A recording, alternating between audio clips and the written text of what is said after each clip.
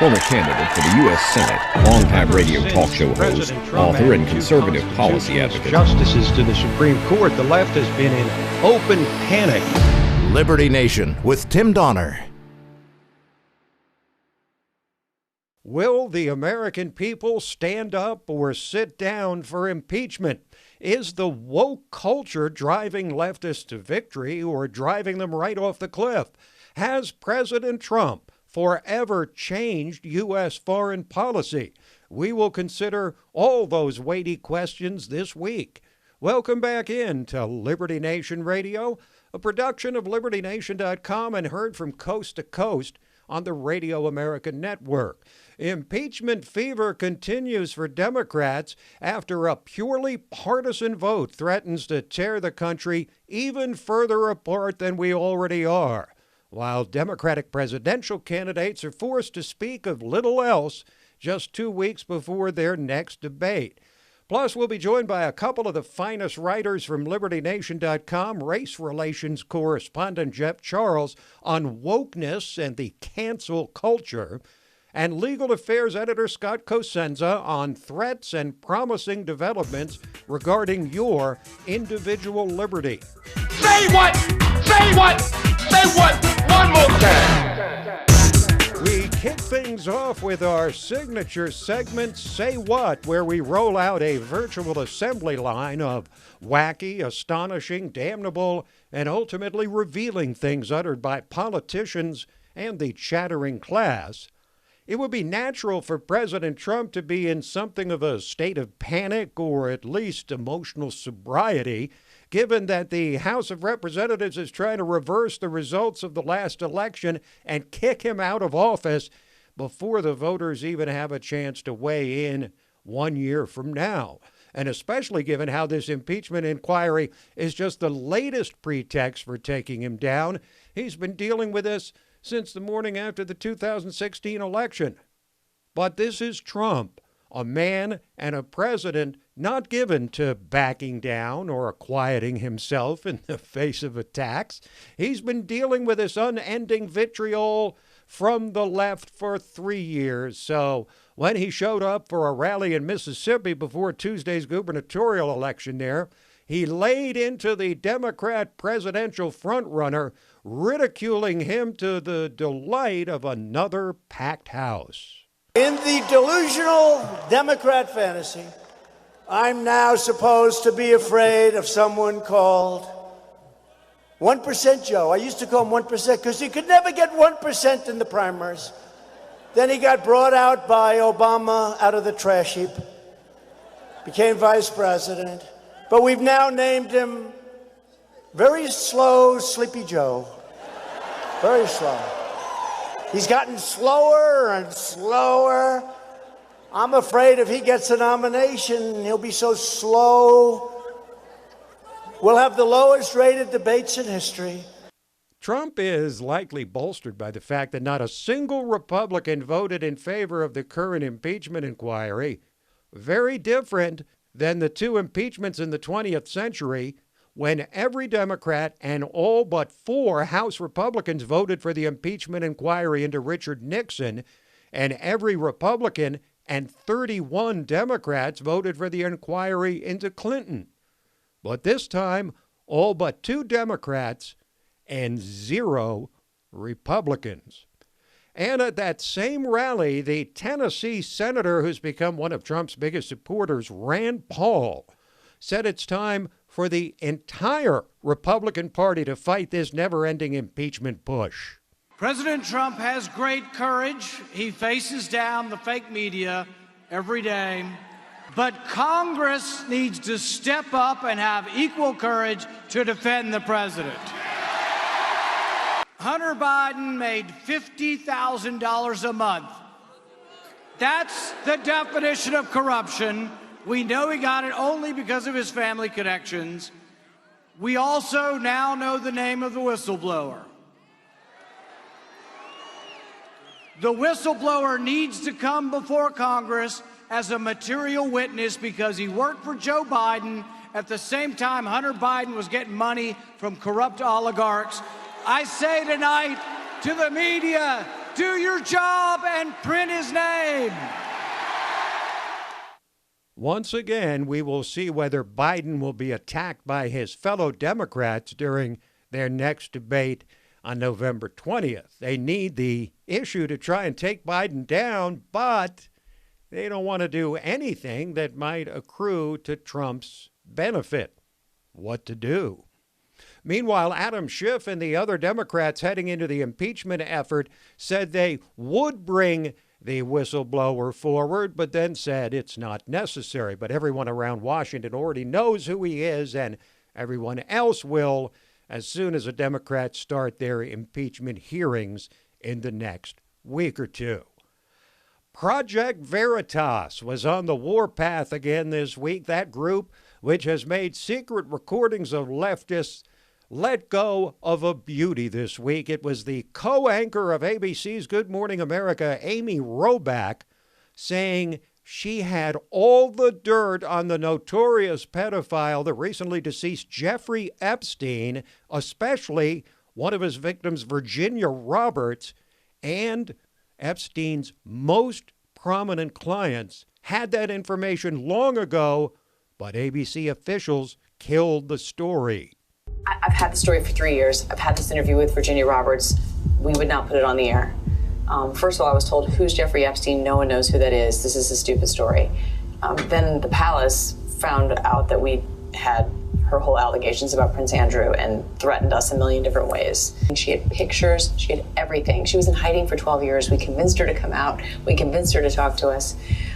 It was unbelievable what we had. Clinton, we had everything. Every day I get more and more pissed because I'm just like, oh my God, what we had was unreal. Other women backing it up. Hey, yep. Brad Edwards, the attorney, 3 years ago saying there will come a day when we will realize Jeffrey Epstein was the most prolific pedophile this country has ever known. And I had it all 3 years ago. So this story still has legs, even after the reported suicide of Jeffrey Epstein weeks ago. You can bet that the powers that be at ABC in general, and Bill Clinton for one in particular, sure are glad that that particular dead man will be telling no tales. Finally, a reversal of fortune or change of heart or change of narrative regarding Trump and the newly minted world champion Washington Nationals.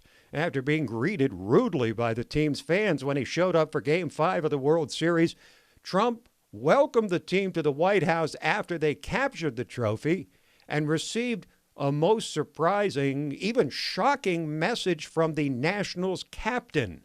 He's a great guy, and he's a great, great player, and that's Ryan Zimmerman. Mr. President, me and my teammates, first of all, I'd like to thank you for having us here. This is an incredible honor that I think all of us will never forget, and we'd also like to thank you for keeping everyone here safe in our country and continuing to make America the greatest country to live in the world. That's right. Thank you, man. That's so nice, man. Thank you very much. And then Zimmerman, the longest-serving member of the Nationals who joined the team in its first season after moving from Montreal 15 years ago, presented the president with a Nationals jersey with Trump and the number 45 on the back. But if you thought that was incredible in this political climate, Nationals catcher Kurt Suzuki wore a red MAGA hat and, of course, got flamed on social media. Now, in ordinary times, those remarks and giving the president a jersey and wearing a hat celebrating the president would be embraced or expected or ordinary.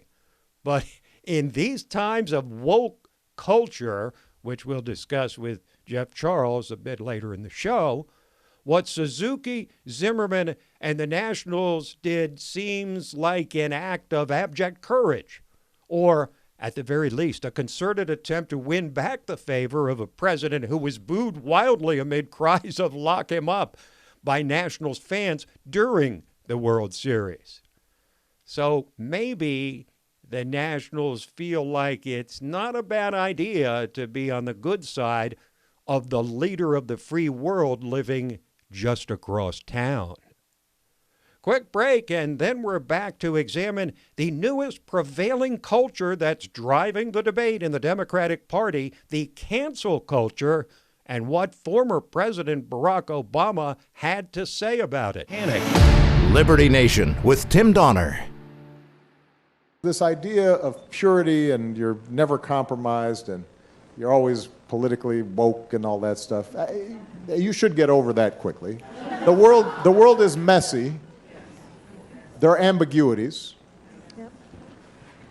People who do really good stuff have flaws. That's not activism. That's not bringing about change. If all you're doing is casting stones, you're probably not going to get that far. The cancel culture, also known as the call-out culture. It's the new catchphrase for what the American left has become. Cancel culture is a form of boycott in which someone, usually a celebrity, who's shared a questionable or unpopular opinion or demonstrated a behavior that's perceived to be either offensive or problematic is called out on social media and canceled, boycotted, essentially. It's all about a perpetual state of virtue signaling, and no less than Barack Obama raised a lot of eyebrows in recent days when he called out, even ridiculed, the woke culture, the cancel culture. Joining us to discuss the significance of this turn of events is LibertyNation.com racial affairs correspondent Jeff Charles, who wrote about it this week. Hello, Mr. Charles. How are you? I'm doing well, Mr. Donner. How are you? Very well, thank you. So, the woke culture, the cancel culture, guide us through exactly what these expressions mean. Yeah, so woke culture, or the state of being quote unquote woke, is the notion that one is aware of all the injustices that go on in the United States of America. So basically, it means that you are aware of the things that happen in our society that are unfair to certain marginalized groups. But the thing about it is that could pretty much describe most people. But when you're woke, it means that you approach this from a hard leftist perspective. So when it comes to cancel culture, which is kind of is related to woke culture, this is the notion that when somebody participates in behavior that is oppressive or bullying or anything like that, then the idea is that that person is then canceled by whoever the group is. So the thing is, what the issue with cancel culture is that in some ways it targets people who deserve it, people like R. Kelly or Harvey Weinstein or Matt Lauer. But then they also lump in people who may not deserve it, people who may have made a comment like years ago, like with the case of the comedian Kevin Hart, who had a tweet that was offensive to the LGBT community 10 years ago, and they wanted to cancel him, and he ended up losing his Oscar gig because of it. So basically, it's not just criticism, which is how they'll make it sound. It can also be an attempt to actually destroy somebody's career.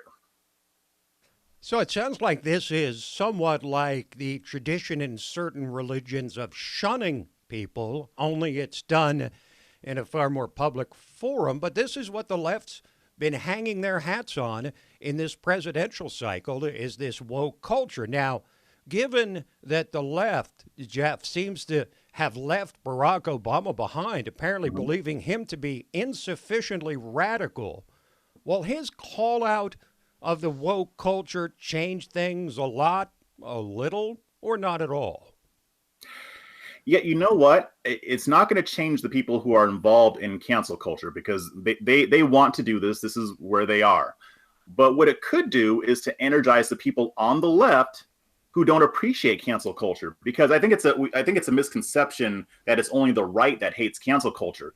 There are plenty of people on the left who came out publicly and praised Obama for making those statements, because most people in the United States on the left and on the right don't like this whole social phenomenon where people have their careers ruined or their reputations ruined based on comments that may or may not even be offensive. So I think it can help to energize that crowd who wants to push back against that on the left. Well, I think there was, at least for me and maybe for you, Jeff, something of a sense of relief to hear a former president of the United States trying to be the adult in the room and saying, you know, you're not going to win the fight by simply talking down other people, which is what it seems like it's become. But Yes. do you think that Obama made his comments because of fear that his party will get whipped again by Trump if they keep up this woke and cancel culture stuff, or because he just thinks his party's going off the deep end in general? Yeah, honestly, I think it's both. I mean, he knows this stuff damages the Democratic Party in an electoral sense, but also in just the way the party is. But also, I think he does see that the party is going a little bit crazy. And, we can say whatever we want to about Obama. There were things that he didn't handle the right way, but he was never this radical. Not even close. Not even close. Not even close. Yeah. So, I mean, that's why so many on the left have just, I mean, it's as if he hardly was in the White House, because if you listen to these debates, they hardly mention the former president, with the notable exception, of course, of Joe Biden, who clings to him like white on rice. Yes, the leadership of the hard left is doing this because they need to appeal to their hard left progressive base. But they're also doing it because for some reason they actually think that this is going to work. Jeff, thanks for joining us. Yeah, thanks for having me. That is Jeff Charles, race relations correspondent for LibertyNation.com. Quick break, and then we're back to consider a weighty question. Has Donald Trump forever changed U.S. foreign policy? Where can you find honest political commentary?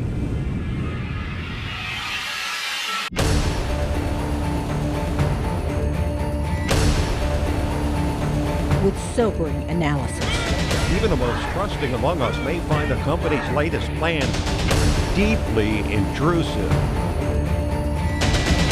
Accountability. Perhaps it's time to start asking the right questions. Deconstructing threats to our liberty. Unparalleled insight into important stuff. And boldly reporting the truth. Truth is making a comeback. Well, hello again, and welcome to Election 2020 Roundtable. Uprising podcast of LibertyNation.com. Abortion is functionally sexist.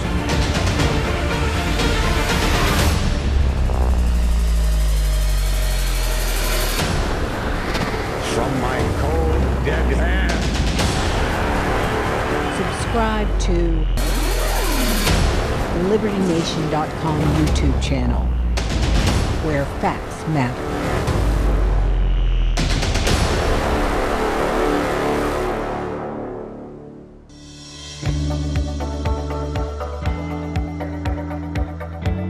Click on youtube.com/LibertyNation. Liberty Nation with Tim Donner.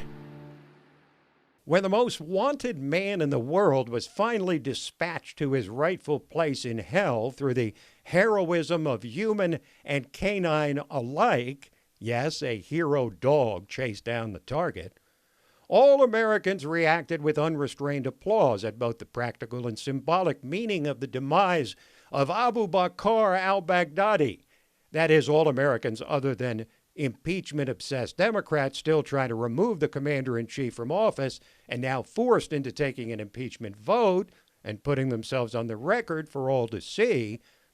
But while it's tempting to spike the ball and declare victory as this daring raid reasserts America's unparalleled military might and then to just sort of move on, I think it's important to pause for a moment and take note of the fact that the operation to decapitate the decaying remnants of the ISIS snake holds a far greater significance when you consider it in the context of Trump's multiple initiatives in that tinderbox region in recent weeks.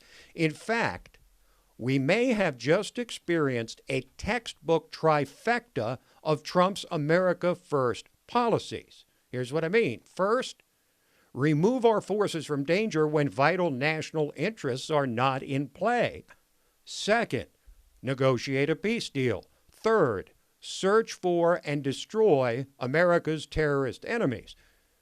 But more importantly, this moment may represent nothing less than a pivot point, perhaps even a turning point, or an about-face in the entire American foreign policy mechanism of the last 75 years. First, Trump made a decision based on a pivotal question. Should the U.S. involve itself in the middle of an imminent region-wide conflict in northern Syria involving Syria and Turkey and Russia and Iran, their respective proxies and associated terrorist organizations, and possibly even China? Up until this president took office, the decision would almost certainly have been to keep America's troops in harm's way due to larger geopolitical concerns, fear of angering our allies, and of course, the biggest reason of all, oil. But as we've learned in most vivid fashion over these last 3 years, Donald Trump is anything but a typical president. He is nothing if not serious about keeping his campaign promises, often while damning the torpedoes aimed at his heart from the left, of course. And while immigration, jobs, and the economy were at the heart of Trump's 2016 campaign, a promise of at least equal, if not greater weight, was Trump's stated commitment to end the cycle of foreign entanglements that have exacted a cost in talent and treasure that is no longer acceptable to the American people, if it ever was.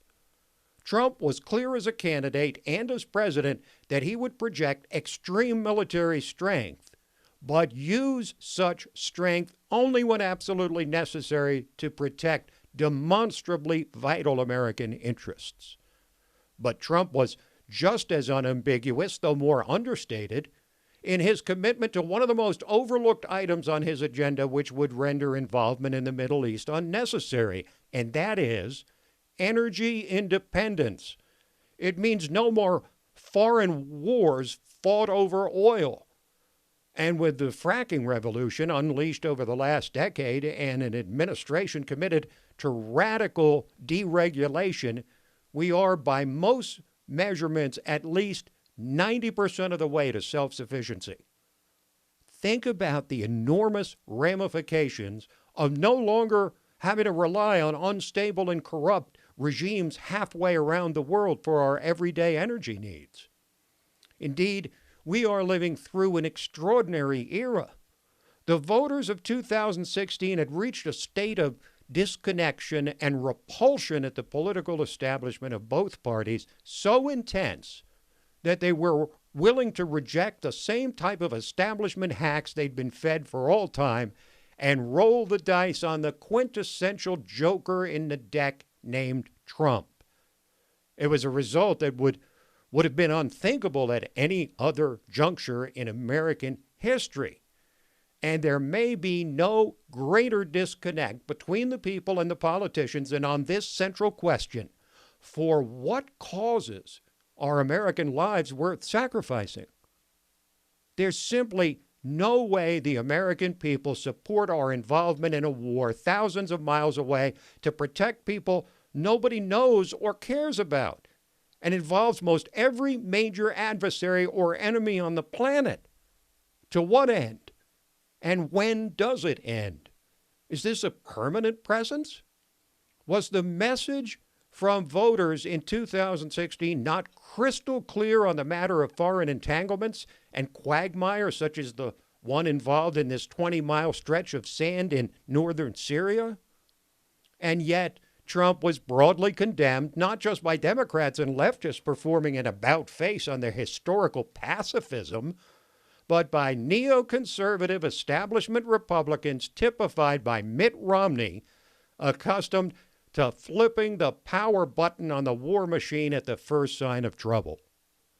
But then, as the hysteria in the encrusted and entitled foreign policy establishment rose to a fever pitch, Trump announced a 5-day ceasefire and then a permanent ceasefire, while tamping down expectations that anything in the Middle East is actually permanent. Now, this moment in time beckons us to reconsider our relationship with the rest of the world. much of which continues to criticize us while relying on us for protection and stability.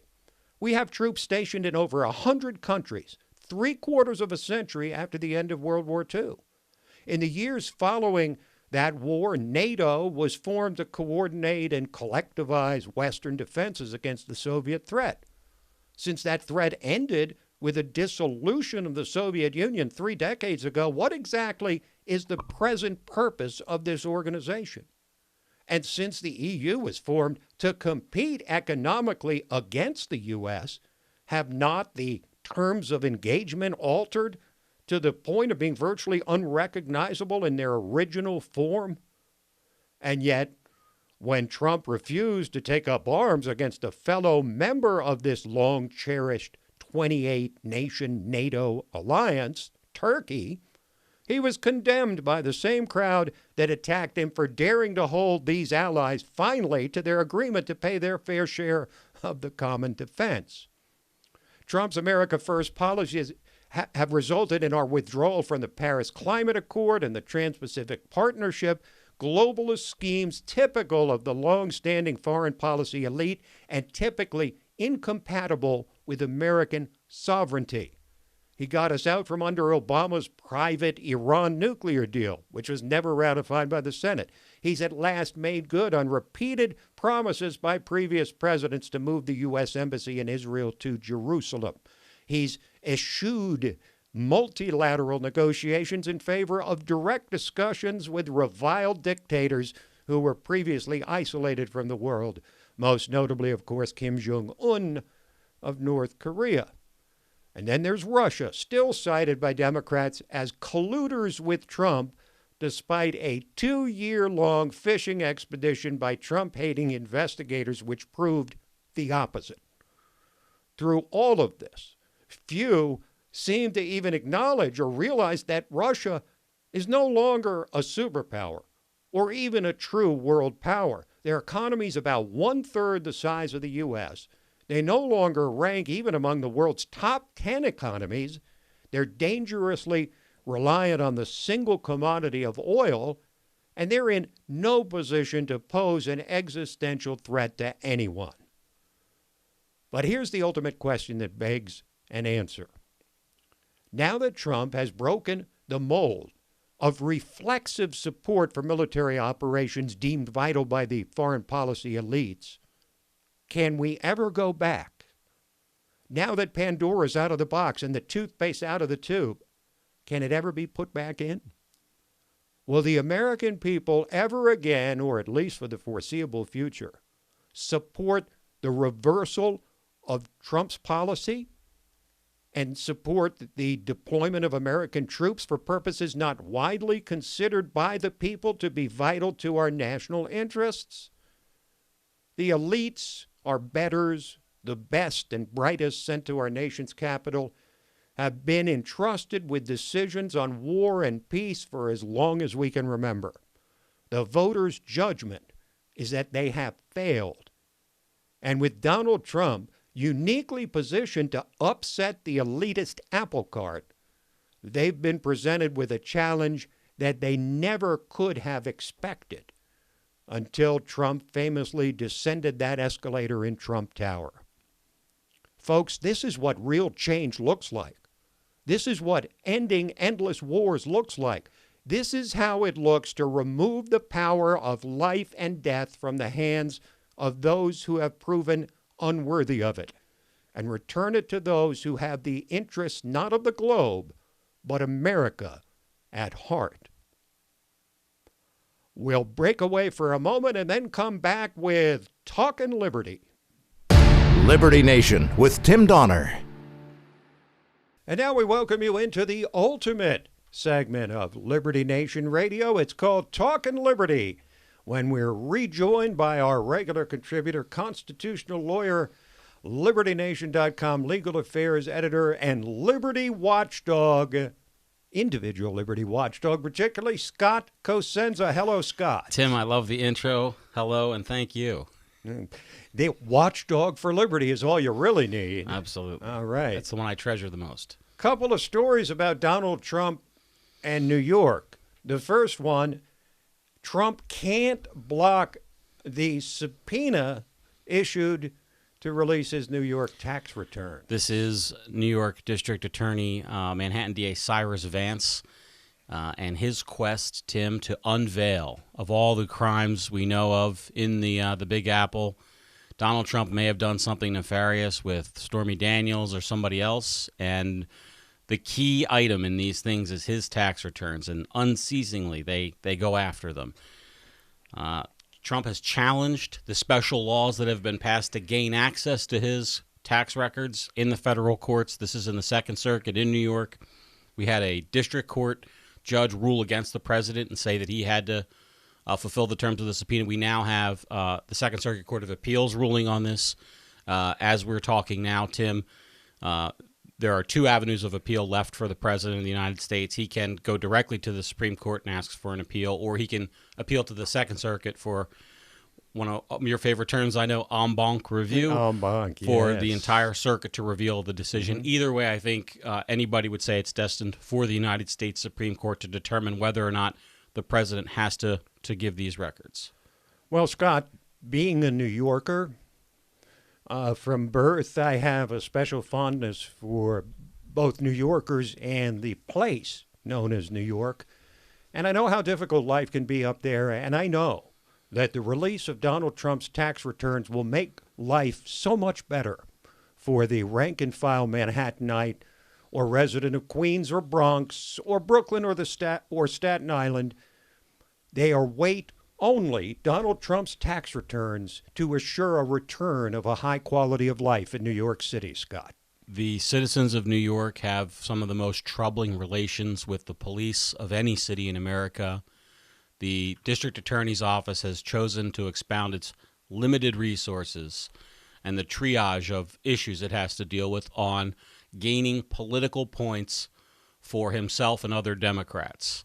And that's what the citizens of New York, maybe that's what they want their DA to use their power for. We'll have to see come election time if the people think Mr. Vance, your former classmate, is doing a good job or not. Yeah, by the way, I expected to see him at my 50th anniversary grammar school reunion.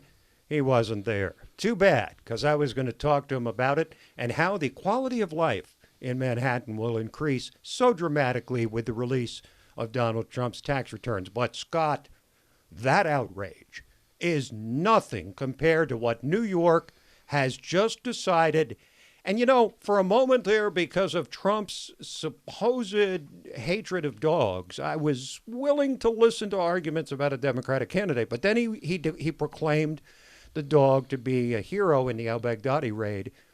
And so I'm reluctant to consider the Democrat. But now, Democrats banning foie gras, one of my favorite dishes in the entire world. Now, Scott, that is a cause for outrage. 42-6, Tim, was the vote. New York City Council voted.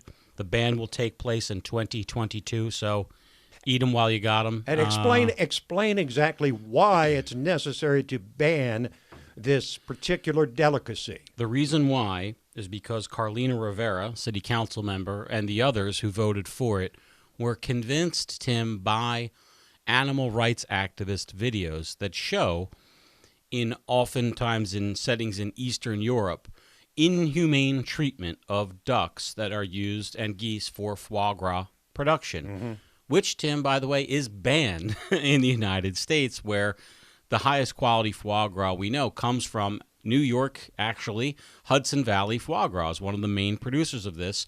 And in fact, a New York City company called D'Artagnan is a main seller of their foie gras. These are New York City politicians that are going to try to put New Yorkers on their, out on their keister, out of a job because of basically some animal rights propaganda. This food can be produced without cruelty whatsoever to animals and is currently done so in New York. We're near the end of the show. Can we end this early? I'm getting hungry. I'll tell you what. I'm getting really if you hungry. Haven't tried They it, saw this talk go out of now. foie gras. It's fantastically expensive, but boy, is it delicious. Okay, Scott, let's move west from New York to Kansas, where justices are considering cases of police pulling over cars registered to suspended drivers. And the problem with that is... Well, let's say you're driving down the road, Tim, and your parent is the registered owner of a vehicle, or your spouse is the registered owner of a vehicle, and there's an issue with their driving privileges. And you haven't done anything wrong. You haven't sped, you haven't done an illegal turn or anything. You're just minding your business, driving down the road, honoring the laws. Should the police be able to pull you over to determine whether you're driving without a suspended license? That's what this case is about. The man, Mr. Glover v. Kansas is the name of the case, was pulled over because police ran his tag. Now, the thing I want you to consider, Tim, is the presence of these automated license plate readers and what it would mean if police officers could just pull over any vehicle, regardless of who was driving, just based on the driving status of the registered owner of the car. We know, for instance, in this case, the trial judge herself said she owned 3 cars. She drove one, her spouse drove another, and her child drove the third. So if she lost her driving privileges for some reason, for instance, right? So that's what the court will decide. Can Americans be pulled over simply because they're driving the vehicle registered to somebody who, for whatever reason, doesn't have valid driving privileges? Now it's time to move on to one of Scott's favorite people in the entire world. There's not been a request for marriage yet, but it's forthcoming shortly between Scott and Education Secretary Betsy DeVos, who has defeated a lawsuit over campus sex assault policies. Stunning and beautiful, Tim. Brave and smart. There you go. This was a big win. Mostly I bring it to the table just because I thought you would appreciate the news, as I did, that there is a judge somewhere in the Ninth Circuit that will rule for a member of the Trump administration. I'm sorry, I find that impossible to believe. It was Scott. Strictly for the novelty purpose that I brought it to the table. That's good. And the reason why is because magistrate, I actually looked it up. This was a ruling by Magistrate Judge Jacqueline Scott Corley.